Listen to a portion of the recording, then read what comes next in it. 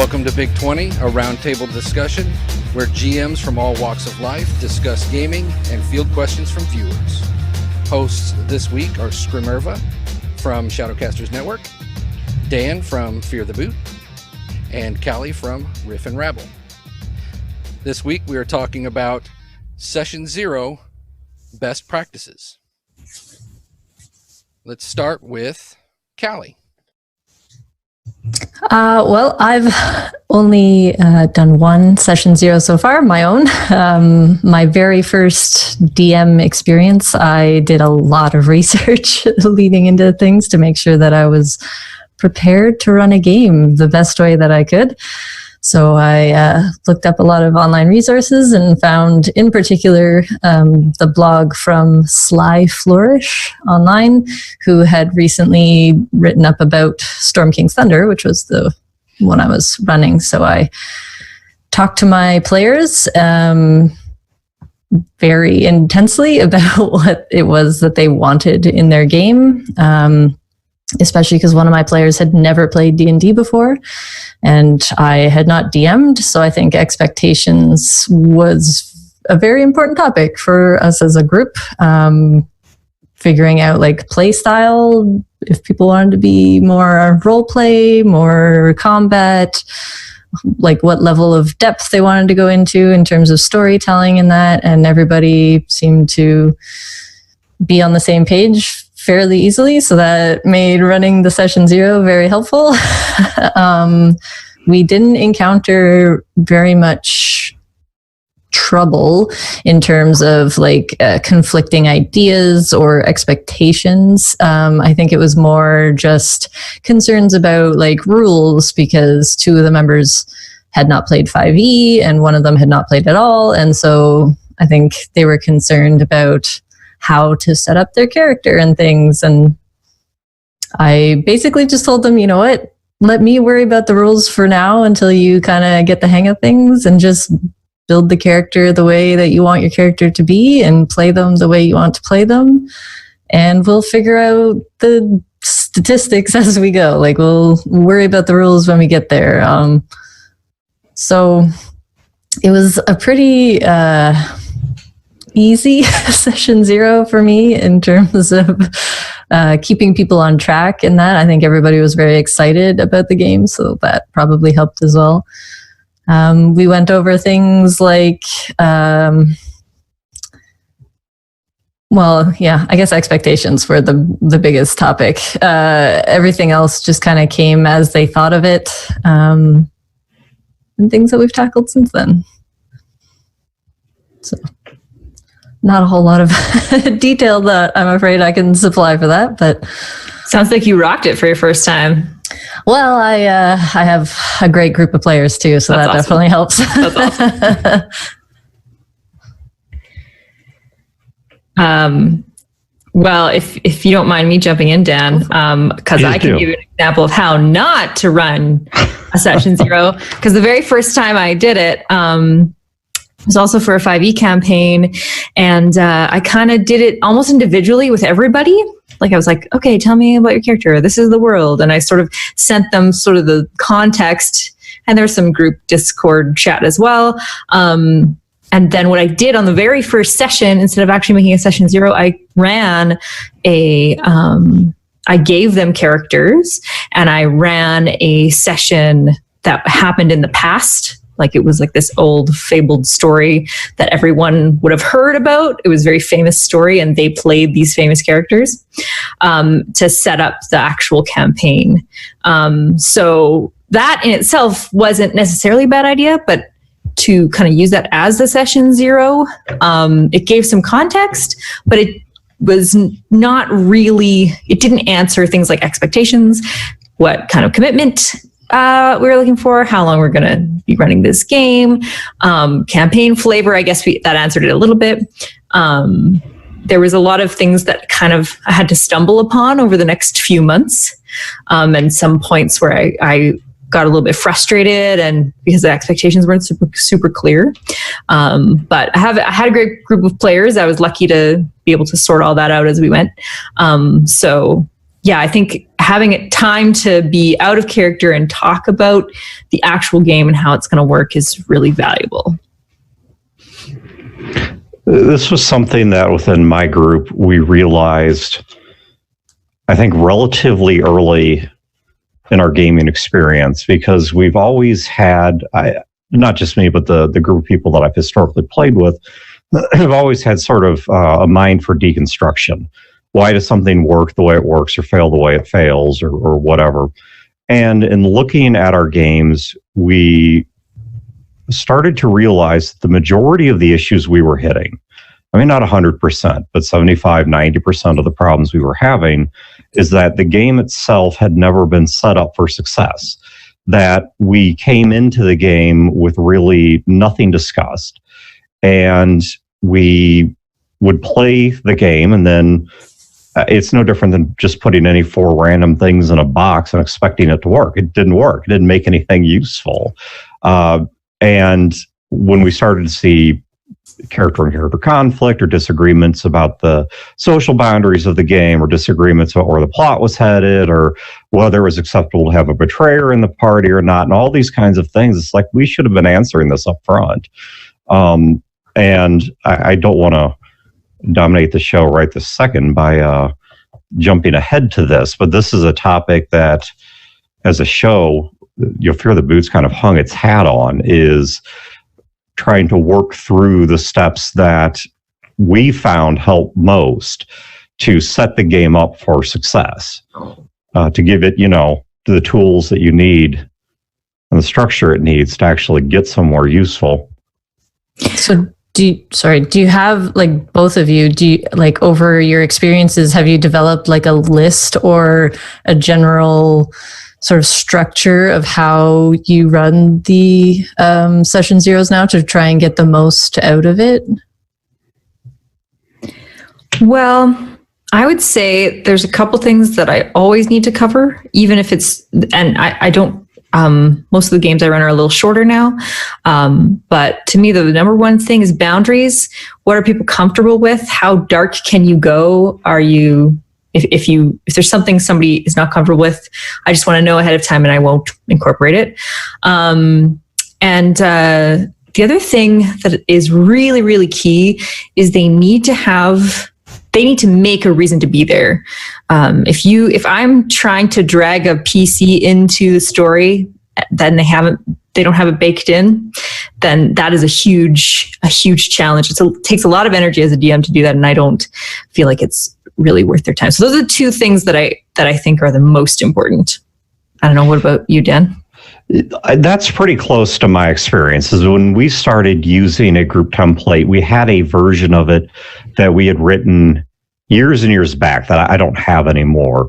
When we started doing the podcast, we came up with a new version of it that I have since expanded on, I guess, about a year or two ago, and I'm intending to consolidate all of that into a second edition of our group template, which you can find through our show at some point.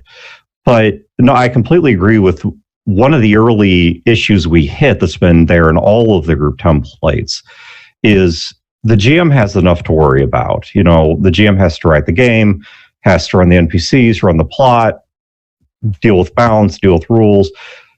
It is not the GM's job to also convince you that you ought to be there and be participating. And so one of the first things that we ask when we look at a session zero is, I, as the GM, want you as the players to tell me why your character is there, what it is your character wants, and what it is that's keeping you with the other characters in the party.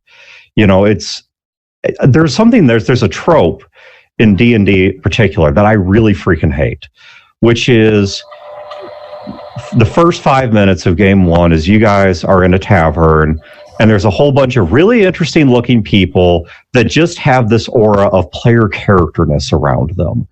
And you have to be drawn to them for no particular reason to suddenly take up arms and risk your lives on causes where you can't even fundamentally agree on the outcome. And it might work for a scripted story. In an unscripted story, more often than not, it falls flat on its face. And so, I mean, it's okay if there's disagreement. It's okay if there's tension within the party. But I don't want to deal with that first 5 minutes of that stereotype if you're in the tavern. You tell me while you're together. You guys tell me how you are already together.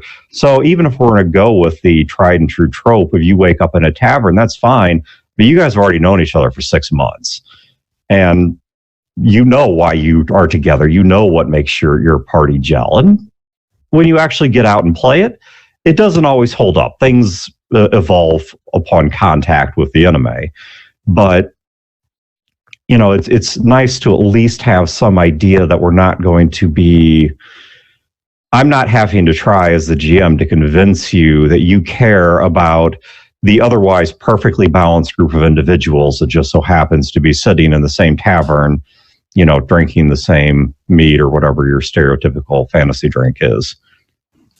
One of the systems that I have played that I think has the best way around that is called Diaspora.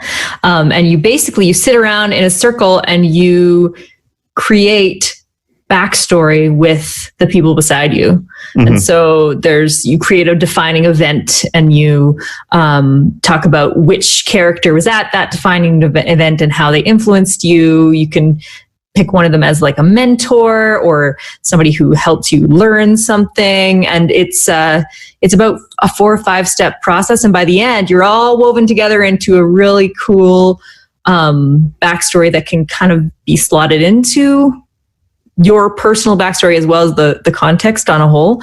So I highly recommend tracking down Diaspora if you have problems with that, and you can modify it however you like. Fate has something a little bit similar because they've got, at least in certain versions of Fate, that after you get past your primary concept in the first trait or two, it starts to ask you what are some traits that you have, and they must be tied to another party member. And if you know how to do that well, you will avoid a circular reference. So let's say you have 5 players, A, B, C, D, and E. You don't want player A tied to B, B tied to C, C tied to A, because now D and E are effectively a completely separate party. So you have to make sure that there's at least some line you can follow from any player to any other player. You want clicks.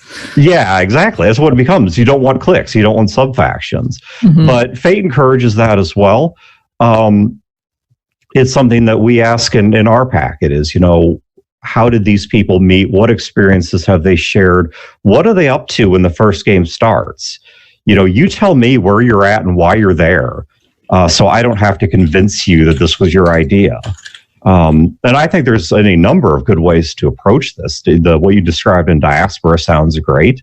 Cool. What I've seen in Fate works, whatever it is. But damn it, ask those questions.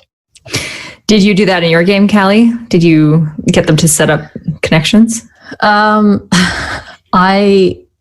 definitely laid it as an option. I said, all of your characters or some of your characters can know each other. They don't have to if they don't want to, I guess is what I said. And so only half the group knew each other. But because everybody was a little uncomfortable with the system, we ended up doing kind of a prequel, is what I called it, a prequel session where I basically ran a one-shot where the group met. It still had the kind of initial awkward, oh, people are meeting for the first time, but it wasn't in a tavern. It was on the road, and they were all kind of minding their own business, but they happened to be intersecting at the same time when a distraught farmer came to the road and was like, oh, my son is missing, please somebody help. And they came and helped, and then they found out that they had some things in common, and I probably could have done it better, but no, it's not a bad idea though. It's an approach that we've tried with mixed success. So I know it can work if it's done right, which is to do what I'm going to call an isolated session 1, where you have a session 1 where your only goal is to have the party meet up to give them something to deal with. And then by the end of that, to have them together and have at least one story under their belt. Yeah. And the reason I'm calling it an isolated session 1 is because you don't tie it to the main plot. So if by the end of it, what you found out is that this entire setup is just not going to work at all. These people don't get along. This is a terrible, hideous mess. Then you can just say, you know what, this didn't work. We're going to scrap this. And that does not in the process sink whatever I'm setting up for my campaign. You know, my campaign is about defeating the 9 eldritch evils. And this was about helping a farmer drive off some goblins. You know, it has nothing to do with anything we're going to do in the future. And if it fails, who cares? It's disposable. Right. There's a question from Young One 2 wanting to know about the limitation of subject matter and how it affects the quality of the game.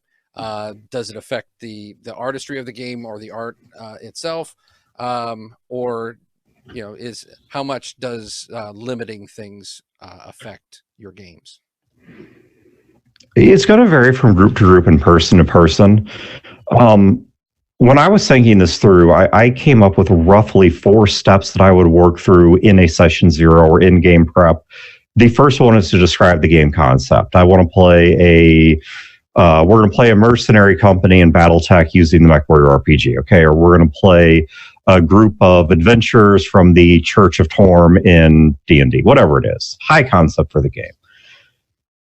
The second one, which is what he's asking about, is what are the out-of-character intentions, which I'll come back to in a second. The third one is what are the in-character intentions? Who are the characters going to be? What are they going to want? What are they going to do? What keeps them together? And then the fourth one is what I just talked about, which is tearing down part of session 1 by explaining how these people got together, why they stay together, which, per Callie's suggestion, can also be handled in an isolated session 1. But going to the out-of-character intentions, I'm going to give 2 comments on that. When I, as a game master, sit down with a game idea, if I have an idea that is so likely to get scratched as is untenable by someone in the group for reasons that are thematic limitations, I'm not sure why I wrote that game in the first place. You know, if I realize certain words I'm not supposed to use and I'm not on my podcast, so I'll G-rate myself here. But, you know, if your game centers around a highly divisive or offensive topic, and I think we as adults know what those are. I mean, one, that this isn't a landmine. Any reasonable individual would know this is going to upset somebody. Here's a tip. Don't make that the center point of your game. Now, as for those landmines you don't know about, you know, I think, yes, it is fair to say some topics ought to reasonably be on the table, but I would recommend you ask about those pre-game. Say, look, we have a structured questionnaire we use, and once again, there's many ways to work through this, but to ask people, what is it you want to deal with in this game? What are the topics you don't want to talk about? What are the places you don't want me to go as a GM? You know, what is it you're hoping to get out of this game, even just as a player, you know, not per se as a human being with trauma or whatever, but, you know, what does the GM want to get out of this game? And can that limit the game? Oh, yeah. I mean, it can to an extent. But if there's a landmine that's sinking the game, either the game master had a really messed up concept to begin with,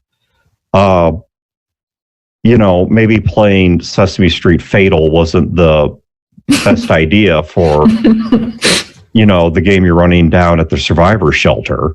But on the flip side, I mean, you know, if somebody comes to the table with something that's hard to deal with, you know, they say, look, I don't want to see any violence at all against people in general. It's like, well, this is a D&D game. You know, we're going to kill people. Maybe play a different game then. Yeah. Right? Like if that person, maybe that D&D's not their game. Yeah. You maybe say to them, look, maybe we as a party, maybe we as a team can change this up. Or maybe, honestly, nothing against you. We'll see you on Friday for beers, but maybe this isn't the right hobby for you. Mm-hmm. And I think that's fair to say. What do you guys think? Well, I think asking about if it affects the overall quality of the game, I see where you're talking about. Like if you, in game, you come up against artificial boundaries, that feel false when you're, like, say somebody doesn't like violence against animals, so you have absolutely no violence against animals, but you're in some sort of situation where that would make a lot of sense and it's just not happening for inexplicable reasons.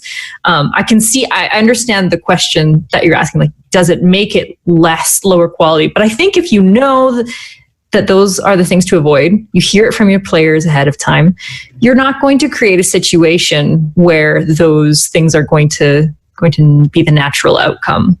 And it kind of does force you to be a little more creative. If you don't allow victim violence, how do people make other people do things? If slavery doesn't exist in your world, what does that look like? That's kind of a trope we're very used to. So you kind of have to think a little outside the box. But at the end of the day, the quality is the experience of the player. And if a player's having a bad experience because something is traumatic or they can't have fun when that specific thing's happening, then that I think has a more severe effect on the quality. Not that dark games should never happen, and lots of people enjoy going into the darker aspects of things, and that's fine if you have a table that's comfortable with that.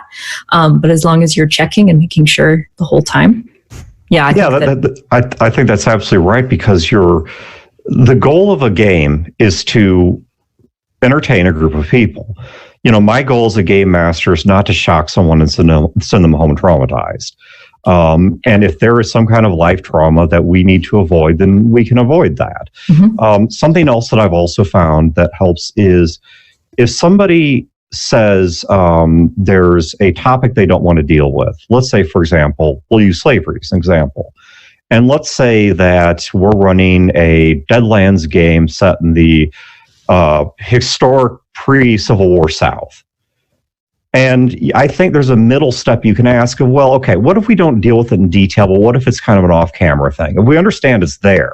Right. But you're not going to, it's off-camera violence. You see it in movies all the time, mm-hmm. where a guy swings a sword, they cut away, you see the people cringe, they cut back, and you see the body slumped on the floor. You know what occurred, but there was no gratuity that was inserted into that scene. And mm-hmm. some people will still say no to that for whatever reason, which is, that's fine. Everyone's allowed to have their limits. But in my experience, a lot of people said, okay, that is okay. And so I think it's at least worth asking the question in a non-confrontational way of saying, look, you can say no completely, but what if instead of a hard X on this, we just kind of put, we're just going to fade this into the background where, yeah, you understand it's occurring, but we're not going to explore that. That's part of the importance of the session zeros, to find out where those boundaries lie. Because if people aren't comfortable, they're not going to be having fun, so they're not going to be appreciating the game or the art, right? So the art really doesn't have any value if people aren't appreciating it. So yeah, if finding those boundaries is important so that you can find where that comfort is, whether you can input it into the game in some manner or not at all, and find out how to work around that. Like Scrim said, I don't particularly like horror movies.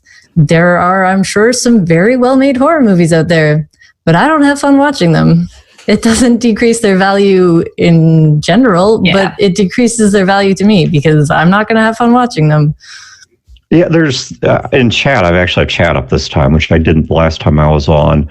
And Palmer JWM, which I'm just going to go ahead and make up as Palmer Jawman. Or it could be Palmer Jaw Woman, I guess. WM would be just Palmer, I think is fine. Okay, we'll just go with Palmer. But Palmer said something that I think is great here. I think that avoiding a topic won't impact the overall artistry of the game. And this is where the great focus is. GMs are not telling their story. They're leading the group and telling their story together. And this is something that we've talked about a lot on our show, and I know we're not unique in this regard, that gaming is a collaborative experience. That if a GM really wants to tell their story and that's how they see it, that's great. Write a book. This is a collaborative story, and if the players cannot both participate in and impact the direction and content of my story, quote unquote, then why play a role-playing game? We've not done this. or not done what we set out to do. And so I think that Palmer's absolutely right about giving that boundary or that reminder that this is supposed to be a collaborative experience.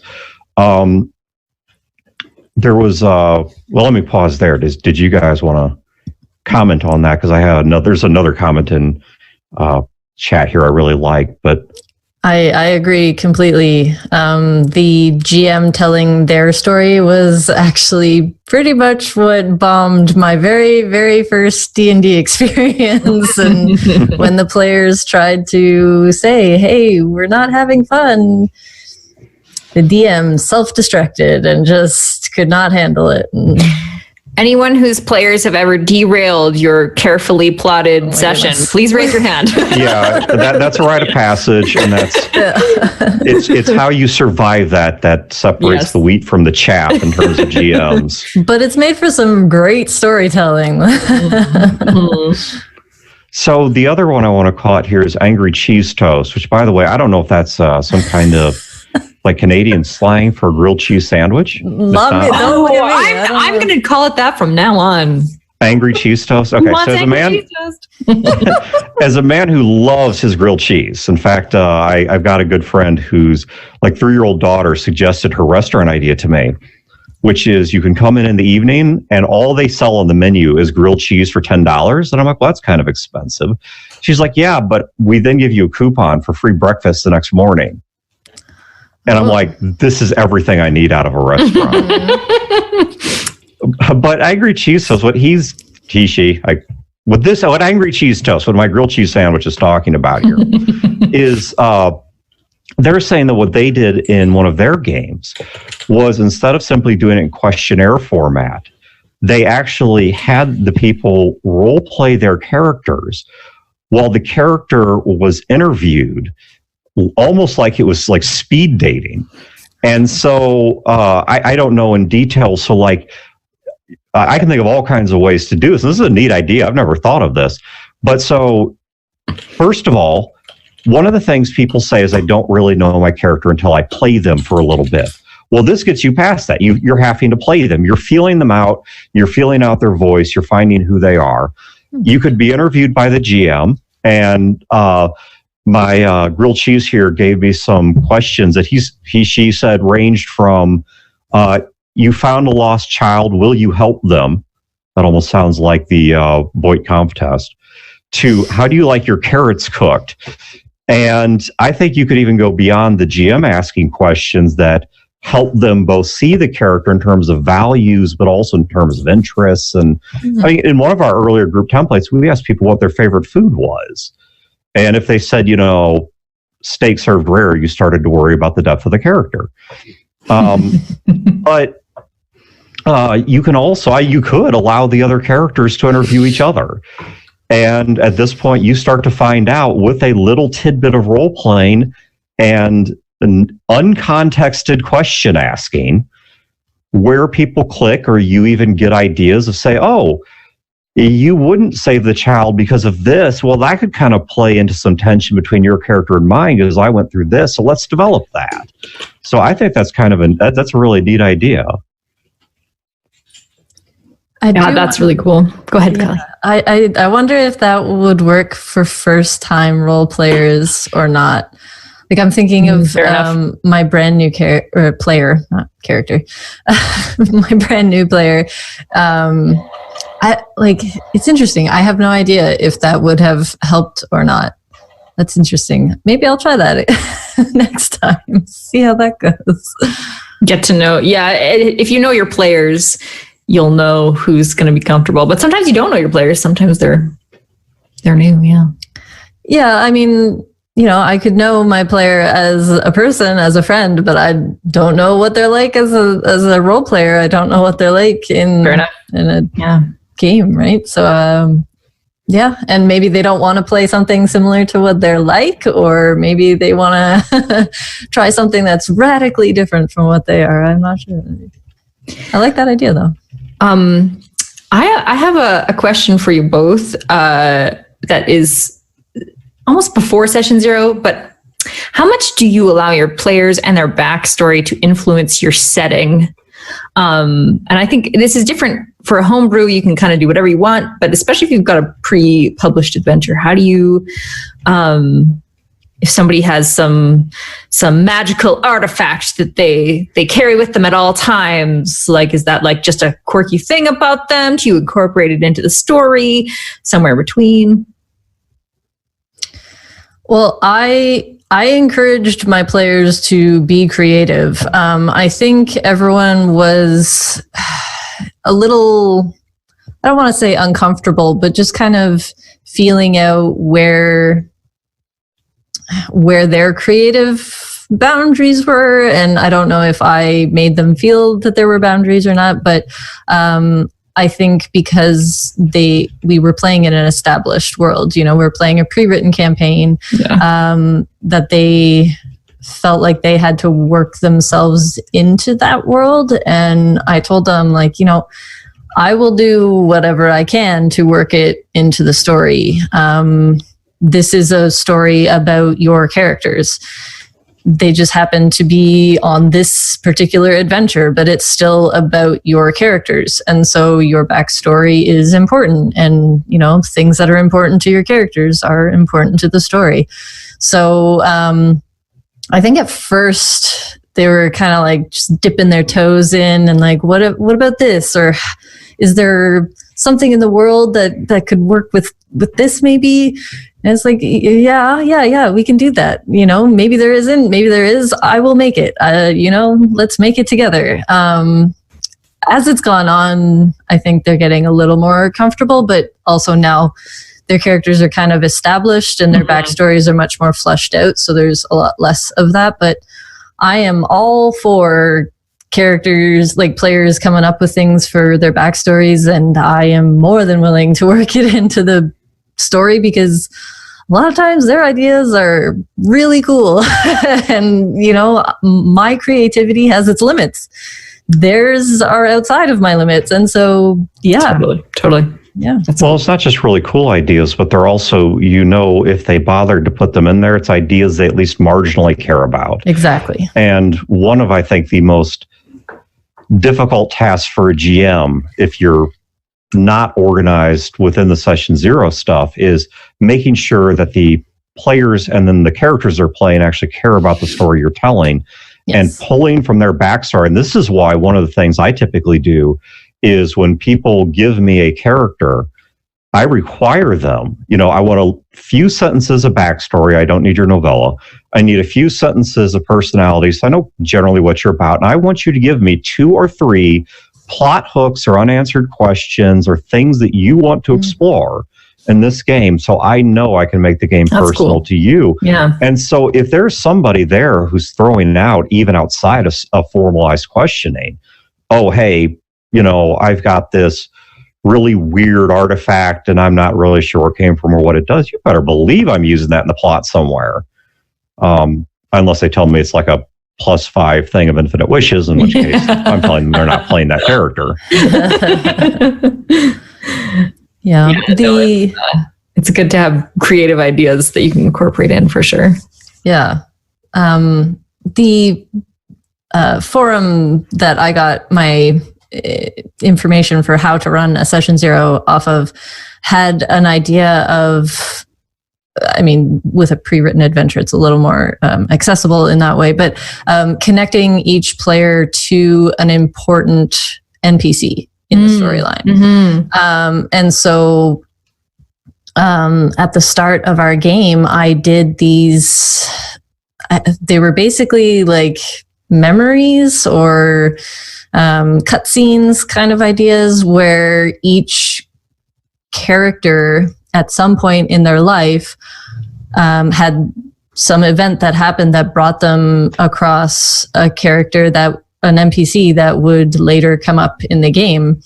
And a couple of them have encountered those NPCs and some of them haven't yet, but it was a way to additionally link them to the story. So like a couple of them were members of one of the factions that exist in the world. And so they were ordered to go look into this thing. And so that was their link in. And another one like lived amongst some of these giants and was cast out, and he's wondering what happened. And, so they came up with their own connections as well. But the connection to the NPC I thought was a great idea for just an extra sort of special familiarity to a world that they didn't create, that is just theirs, and makes a special moment when that character comes up. I've heard of a system, I can't remember where I read this, but that each player is required to have a list of 9 NPCs, 3 close friends, 3 acquaintances, and 3 rivals, I think it was. And so then I was like, that's genius. Then you have a deck of 36 NPCs you can whip out at various times, and you kind of just need a throwaway character, or you're like, their name is, and you just grab from your little stack of NPCs. I thought that was clever.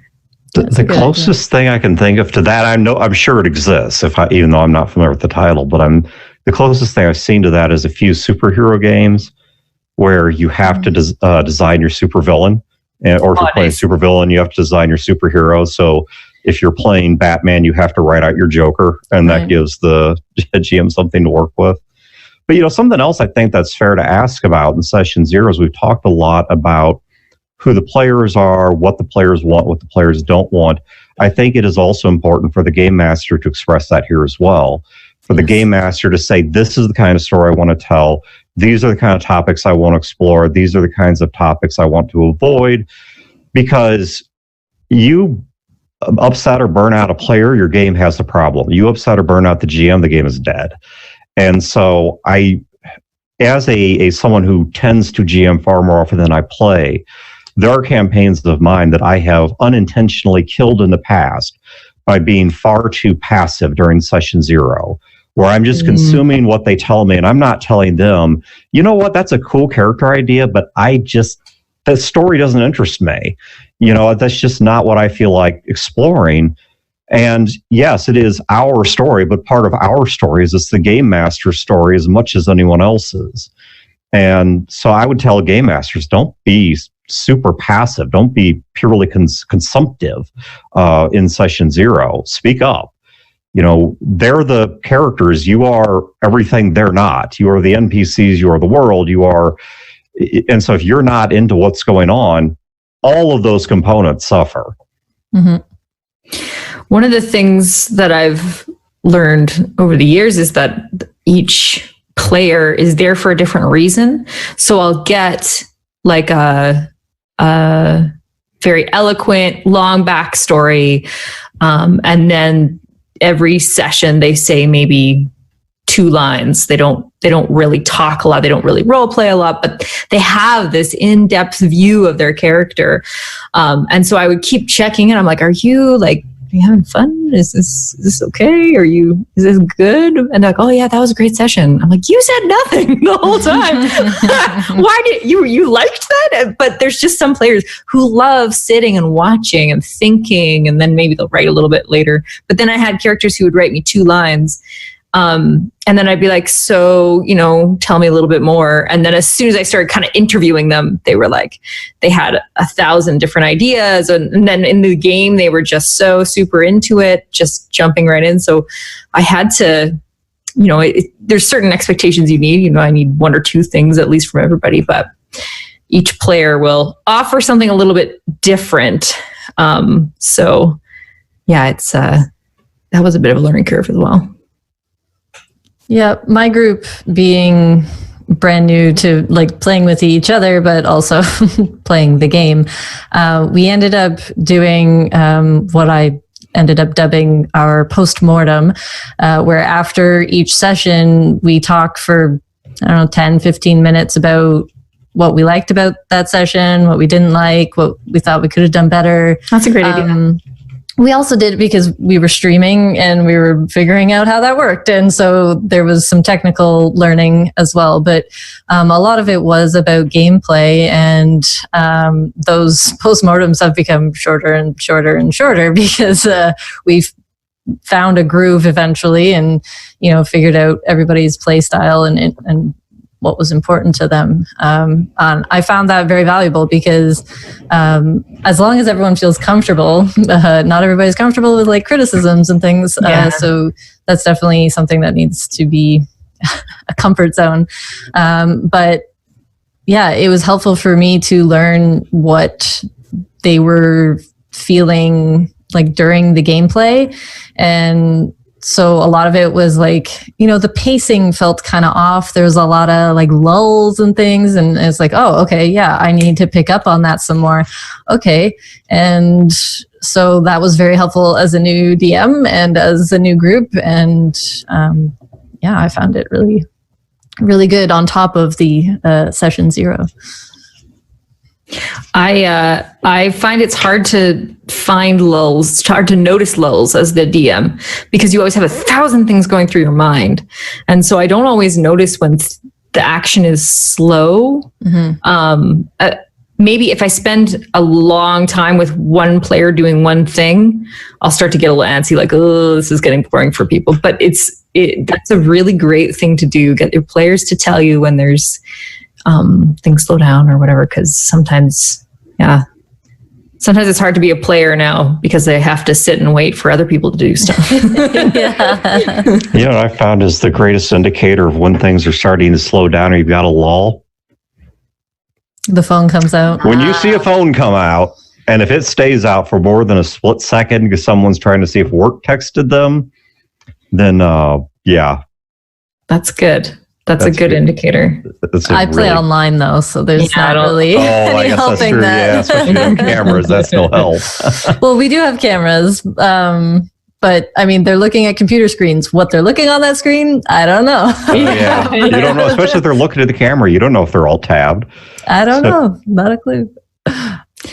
Yeah, that's a good indicator in our live game for sure. Although if I had a real life game, I would probably just say no phones. No phones. Because I've been in real life games where people just did whatever.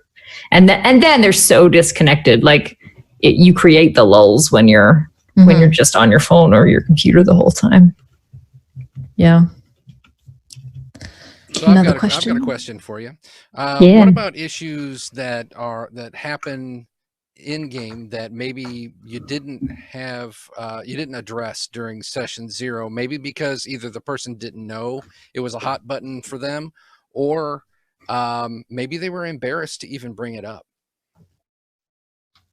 Embarrassed to bring it up, I don't know if there's anything you can do about that. I think there does come a point where it is fair to ask.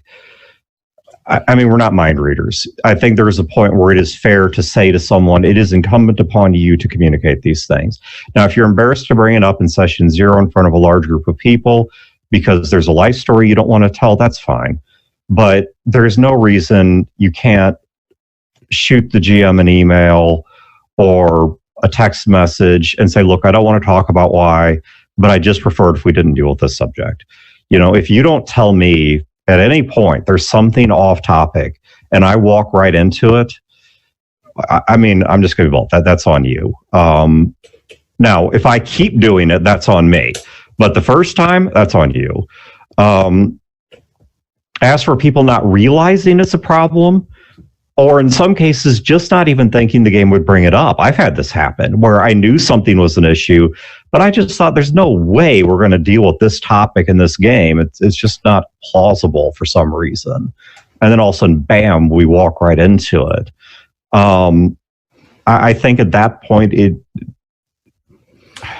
I think there's a question of cook to taste on the part of the player. If this is something they can grit their teeth through, then maybe you let it go and then afterward talk to either the group or the GM or somebody that you trust. Find a player you trust to be your advocate. If you can't talk to the GM for some reason, to say, I didn't realize this was going to upset me, or I didn't think this was going to even come up, but it did. I prefer it didn't come up again. If something happens mid-game, and you cannot grit it out. I mean, this is something that just totally sets off a landmine in your head. Then once again, I don't think, because you did not at any point communicate this to anyone, you've got to find some way to express that. I mean, you have to do something of say, hold up, nobody's fault. I'm not upset. I'm not upset with anyone. I never mentioned this. But that's a really rough topic for me. Can we rewind the scene and have it play out without this element? Or can we rush this to an end, handle it off screen, and not do it again?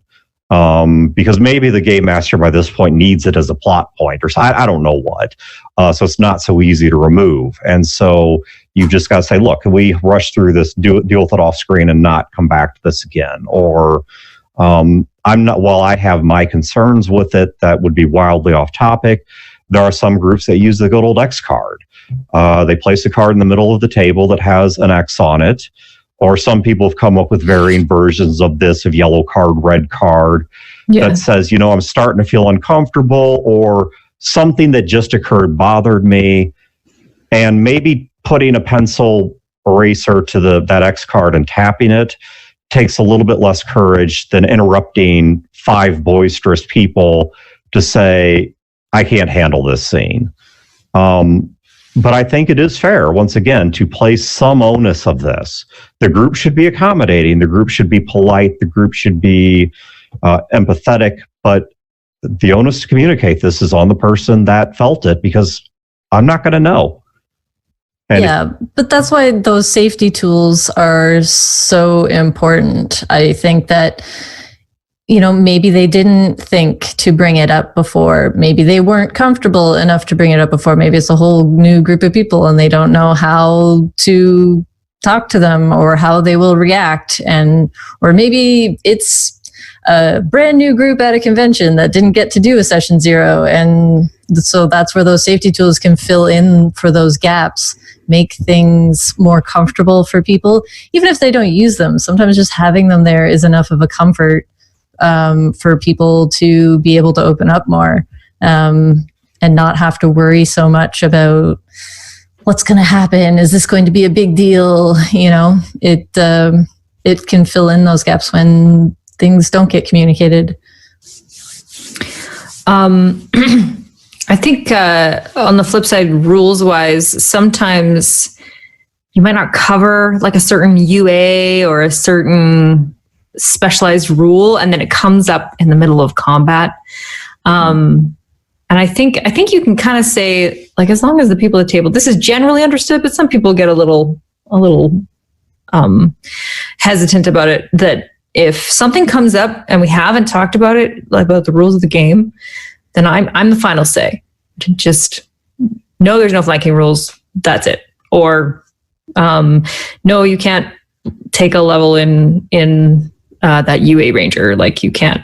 That's just not how it works. So that maybe needs to be covered. I don't think most tables really worry about it, but I have been surprised sometimes by players who are like, okay, I'm going to do this. I'm like, what now? You're gonna do what? Because I hadn't specifically covered one specific thing. So by UA, do you mean unauthorized or like splat content? Yeah. Unearthed Arcana is the Unearthed Arcana. Okay. Okay. So the Unearthed Arcana. Okay. So you're talking splat book type material, or unofficial material. Yeah. Okay. And not, I mean, usually people know if it's homebrew, but if something published by Wizards but not technically official, or sometimes too, I'm like, you can only use these 2 books, you can only use whatever. But yeah, it's that can get a little contentious if you weren't super clear at the start. They're like, oh my gosh, my whole build was based on having this one spell. So, that can that's one thing to make sure that you know very well. That's something that came up in my session 0 because I knew that I would not know all of the rules. And so I was like, you know what, we're going to figure this out together. As we go, we're just going to limit to the 3 core books. If it's not in the 3 core D&D 5e books, then it's not in this game at the moment because I don't know it and I don't know how to balance things and I don't know how to do that on the fly. That's something that needs a lot of research and time. And if we come across a rule that I don't know at the moment, I'm going to decide something. That's how we're going to do it for that game. And then afterwards, I'm going to figure out what the real rule is and we're going to do it that way. Or if I don't like that way, we're going to do it the way we decided. But that was just more of a personal comfort thing because it's like, yeah, I know I'm not going to remember all these rules. I've occasionally in Session Zero set up a person who's like the designated rules lawyer, not like rules lawyer, but the person to look it up. Like if I'm like, I don't know, but I would like to jump to the next turn of combat. Can you check that out? That's a good idea. Sometimes I make the call, but sometimes, we have enough leeway to look it up. So that sometimes is helpful. Especially because I don't know about you guys, but I have players who know the rules better than me. Especially when it comes to the player like build. They'll be like, oh, no, you can't do that because I did blah, blah, blah, blah. And I'm like, oh, you're right. But yeah, I mean, obviously, of course, ultimately, you're the final say. So, there's something that Callie brought up that is an interesting point, which is that when you are dealing with a one-shot or a con game or something like that, a Session Zero doesn't exist. And so there are a lot of things you would normally get out in the Session Zero that you just plain don't have the time to get to. Now, some of that I think you can skirt around by the fact that in most one-shots or most ones I've played in, the GMs are going to bring pre-generated characters. And so that's going to save you a little bit of the difficulty that you would otherwise. But things like what are topics you don't want dealt with, what are topics you want dealt with, some of these other sort of metagame questions, not about the mechanics of what's going on, or even backstory or personality, but things that come down to purely out of character, metagame, tableside issues, they don't get covered. And while I think it's maybe a good idea to ask, is there anything you guys want to avoid in this game? If you're sitting there at a table with 6 total strangers and half the table's got social anxiety because welcome to gamers, then I don't know what's going to come out. And so I think it is fair to, at that point, say, we're going to use some slightly different tools to handle this, whether that's something like an X card or whatever it is. Or in the case of the GM, I think the GM ought to take a little bit of leadership in, first of all, in their plot. I mean, keep it as tame as you can. I'm not saying it needs to be toothless, but, maybe there's certain kinds of violence that don't need to occur particularly in great detail. Maybe the victim of that brutal murder doesn't need to be a little child. I mean, whatever it is, you can back away from some topics without, I think, and I'm not an advocate of making your game toothless, but I think you can use some decency there to avoid some of those issues. And watch the table. If you notice somebody and their face suddenly changes and their disposition suddenly changes, or whatever it is, ease off that scene a bit. Even if you don't want to call them out and say, hey, are you okay? Because they may not want to be put on the spot like that. You can at least ease off where you're going with this.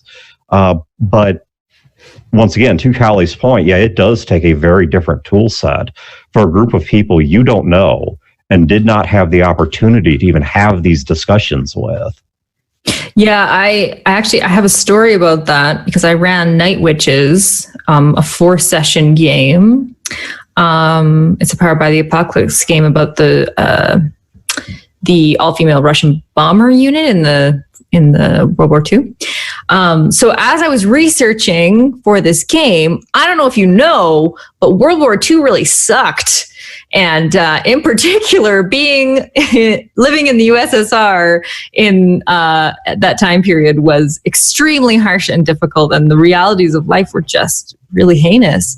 And so, as I was going through it, I was like, this has to cover some really intense topics like starvation and torture and death of like everyone you know. And I was like, just so you know, like if you at any point, I put it right out there, at any point, if this is too much, please just stop me. I will stop our stream. I will back things up. I will do whatever we need to, but I know that this is going to be rough. And there was points where players were crying, they were okay, but I always checked in at the end just to make sure. And if I had a couple pre-written pieces that were really hard topics, and I had the players approve them ahead of time and all of that stuff. So, it was, if you're dealing with really dark and difficult topics, I think just leaving it right out there, like you are able to stop this, because that gives them that comfort, right?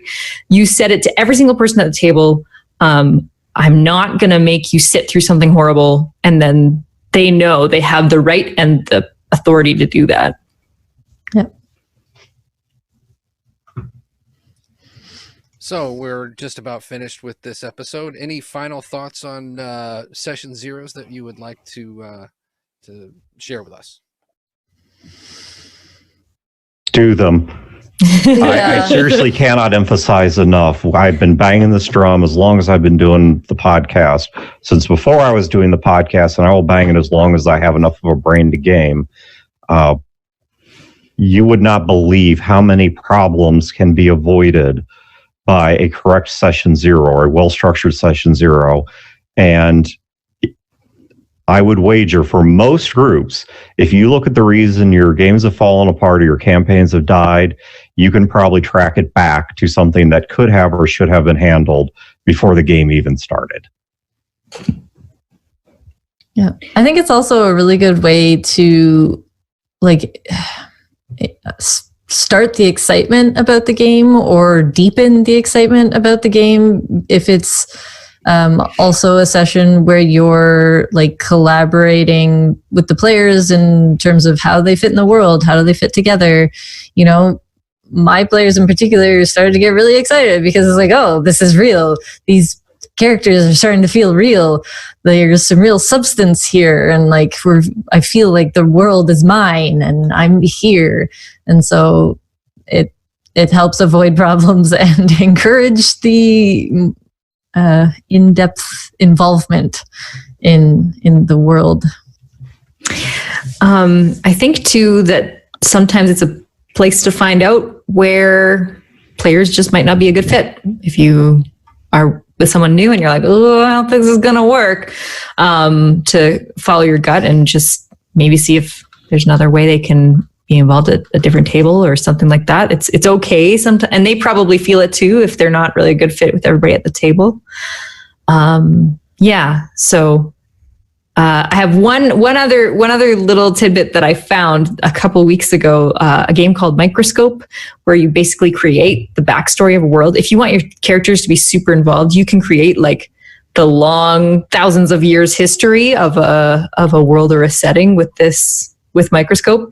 And it's super duper fun. So you could do like a session 0.5. I don't know. You could also do that if you want, help creating, if you have trouble with world building, but that's a whole other topic. Yeah, it is. And there's another big one for that, Microscope, and there's a second title, and I'm blanking out on what it's called, but it's the same thing. It's meant to walk you through world building, and I can't think what it's called now. We had a blast we made a real weird world, and it was super fun. Oh, neat. I'm gonna have to look at that. Highly recommend. All right, so tell everybody where they can find you. So I'm Scrim. You can find me on the Shadowcasters Network every other Monday, playing Join the Anarchy, and sometimes various other short games as well. I'm Callie, online usually Aethne Fire. You can find me on Twitter at AppleXSauce, or on Twitch at twitch.tv/riff and rabble, where I DM Storm King's Thunder. And I'm Dan, and you can find our stuff at either feartheboot.com, or if you want to look for our actual play stuff, that is at no W's, just ap.feartheboot.com. All right. Well, thank you, Scrim, Dan, and Callie, for joining us and hosting this week. Thank you to Young One 2, Angry Cheese Toast, and Palmer for your chat questions and the active chat that was going on. Next week's hosts will be Pedro, Chad, and Nick. Thank you all so much for watching, and we will see you next week.